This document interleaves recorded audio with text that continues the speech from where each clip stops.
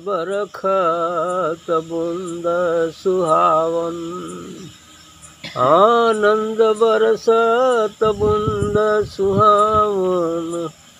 आनंद बरसत बूंद सुहावन। उमगे उमगी सत गुरु बर राजित। उमगे उमगी सत गुरु बर राजित। समय सुहावन भावन। समय सुहावन भावन।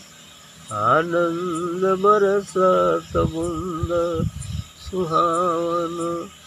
आनंद बरसत बूंद सुहावन। चहु और घन घोर घटाई। चहु और घन घोर घटाई। सुन्न भवन मन भावन। सुन्न भवन मन भावन। तिलक तत्व बेदी पर झलकत। तिलक तत्व बेदी पर झलकत। जगमग ज्योति जगावन। जगमग ज्योति जगावन। आनंद बरसत बूंद सुहावन। आनंद बरसत बूंद सुहावन। गुरु के चरण मन मगन भयो जब। गुरु के चरण मन मगन भयो जब। बिमल बिमल गुण गावन। गुरु के चरण मन मगन भयो जब। बिमल बिमल गुण गावन। कहें गुलाल प्रभु कृपा जाहि पर। कहें गुलाल प्रभु कृपा जाहि पर। हरदम भादो सावन। हरदम भादो सावन। आनंद बरसत बूंद सुहावन। आनंद बरसत बूंद सुहावन। कहें गुलाल प्रभु कृपा जाहि पर। हरदम भादो सावन। हरदम भादो सावन। आनंद बरसत बूंद सुहावन। आनंद बरसत बूंद सुहावन। सही बात है।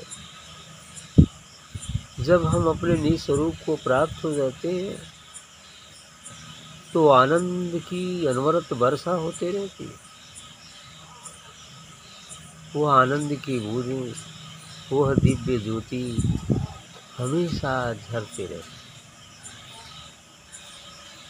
आनंद बरसत बूंद सुहावन। उमग उमग सतगुरु बर राजत। समय सुहावन भावन। और वो उमग उमग मैंने बिल्कुल उमड़ उमड़ करके और सतगुरु वर राजित सदगुरु को चयन करती और समय सुहावन भावन। और ऐसा लगता है उस समय एकदम सुहावन भवन सुहावन हो। यानी सत्संग सभा में जहाँ संत सदगुरुजन होते हैं वो आनंद की वर्षा होते ही रहती। यही सत्संग गंगा है। इस गंगा में स्नान करने से मन की मलिनता दूर होती है। और ज्यों ज्यों हम स्नान करते जाएंगे मन की मलिनता दूर होती जाएगी। और एक दिन जब पूर्ण मलिनता दूर हो जाएगी हम परम पवित्र हो जाएंगे। जब परम पवित्र हो जाएंगे तो अपने निज स्वरूप का बोध हो जाएगा। क्योंकि निर्मल मन जन सो मोहि पावा। मोह कपट छल छिद्र न बावा। ये जो है निर्मल बिना किसी मल का जब मन हो जाता है तो पवित्र होता है। अर्थात कोई इच्छा, कोई विचार, कोई कामना, कोई तृष्णा न हो तो मन पवित्र हो जाए। और पवित्र मन ही आत्मा परमात्मा का साक्षात्कार करता है। इसलिए कहते हैं कि तब होता क्या है, चहु ओर घनघोर घटाई शून्य भवन निर्वाण। चारों तरफ से घनघोर घटा छा जाती है दिव्य प्रकाश की, लेकिन कब? शून्य भवन में। जब हम शून्य मंडल में चले जाते हैं, अर्थात निर्विचार स्थिति में चले जाते हैं, निर्विकार स्थिति में चले जाते हैं, कोई इच्छा शेष नहीं रह जाती, शरीर और मन से परे चले जाते हैं, यानी शून्य हो जाते हैं। ये शून्य भवन में जाते ही, शून्य में अवस्थित होते ही वो आनंद की वर्षा होने लगी। इसीलिए निकला शून्य भवन मन भावन। शून्य भवन में मन पवित्र हो जाता है, मन का रूपांतरण आत्मा में ही हो जाता है। अब वो पवित्र मन ही आत्मा हो जाता है।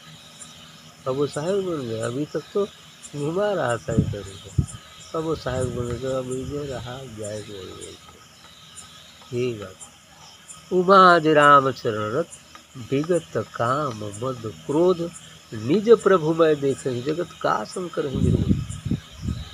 भगवान शंकर पार्वती को समझा रहे थे तो यही बातें बोले हैं कि उमाज राम चरण रत विगत काम मद क्रोध निज प्रभु मैं देख ही जगत का शंकर ही विरोध। हे उमा, जो उस राम के चरण में रत हो जाता है, वो सदगुरु व परमात्मा के चरण में लीन हो जाता है। उमाज राम चरण रत विगत काम मद क्रोध, वह काम क्रोध लोभ मोह मद मत्सर से बिल्कुल अलग हो जाता है, अर्थात आत्मा में अवस्थित हो जाता है। तब आत्मा अवस्थित तो क्या कहता है, निज प्रभु मैं देख ही जगत। अब वो देखता है कि संपूर्ण संसार में तो मैं ही हूँ, सदगुरु व परमात्मा ही। तो फिर का शंकर ही विरोध, अब केकरे संग विरोध करूँ? वो चीटी में, हाथी में, है ना, अमीर में, गरीब में, स्त्री में, पुरुष में, सब में तो परमात्मा ही को देखता है। फिर किसके साथ विरोध करें? यही बात कहा उन्होंने, ये सत्य कहा। तो कह रहे हैं कि तिलक दत्त तत्व वेदी पर झलकत।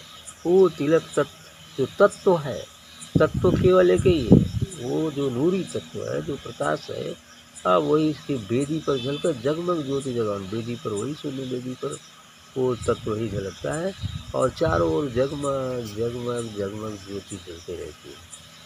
जैसे कहीं प्रोग्राम होता है, बहुत सारी हाईलाइट लगा दिया जाए, चारों तरफ एकदम चकाचौंध प्रकाश रहता है, अच्छा लगता है, चारों ओर प्रकाश ही प्रकाश। उसी तरह वहाँ पहुँचती वो जगमग ज्योति जलती रहती है। तो जगमग ज्योति जगावन माने पूरी जगमग ज्योति जलती रहती है, वहाँ आनंद की वर्षा, दिव्य ज्योति छाए रहती। कहते गुरु के चरण मगन मन मगन भयो जब विमल विमल गुण गावन। कहे जब गुरु की चरणों में ये मन बिल्कुल मगन हो जाता है, बिल्कुल लीन हो जाता है, तब विमल विमल गुण गावन। अब वो बिल्कुल विमल हो जाता है, बिना मल का हो जाता है, अर्थात कोई इच्छा नहीं, कोई विचार नहीं, कोई कामना नहीं, अब बस एक ही धुन रहती है, सदगुरु व परमात्मा। तो विमल विमल गुण गावन, और यह विमल मन पवित्र होकर सदगुरु का ही गुणगान करता है। कहे गुलाल प्रभु कृपा जाहि पर हरदम भादो सावन। तो गुलाल जी का कहना है कि जिस पर उस परमात्मा, उस प्रभु की कृपा हो जाती है, वहाँ तो हमेशा सावन और भादों की फुहार जैसे पड़ती रहती। जैसे अभी 2 दिन पानी दिन भर पड़ा था, है ना, ऐसा हुआ था ना, पानी वो बौछार हमेशा ही कंटिन्यूसली। सावन भादों जैसे कभी कभी ऐसा हो जाता है, फिर 2-4 दिन की छकड़ी हो जाती है, दिन रात पानी पड़ता है ना। उसी तरह से अब वो 24 घंटे हमेशा उसी बौछार में मिलते रहते, वो आनंद में विलीन रहता है। बस उसी तरह उसका आनंद लेते रहते। समय आने पर संसार के कर्तव्य कर्मों को भी पूरा करता है, लेकिन फिर भी वो वहीं रहता है, भीगते हुए भी पूरा कर, कोई दिक्कत नहीं है। ठीक है।